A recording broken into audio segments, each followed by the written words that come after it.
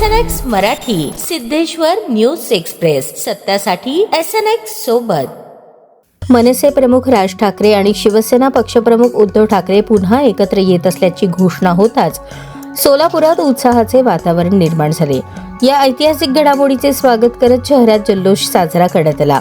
सोन्या मारुती गणपती मंदिरात महाआरती करून मनसे व शिवसेनेच्या पदाधिकाऱ्यांनी आनंद व्यक्त केला। दोन बंधू एकत्र येणे म्हणजे मराठी माणसाच्या ऐक्याची ताकद असल्याची भावना यावेळी कार्यकर्त्यांमध्ये दिसून आली। फटाक्यांची आतिषबाजी, घोषणा आणि जल्लोषात मराठी एकजूट जिंदाबादचे नारे दिले गेले। या राजकीय एकत्रीकरणामुळे राज्याच्या राजकारणात नवे समीकरण निर्माण होईल असा विश्वास उपस्थितांनी व्यक्त केला।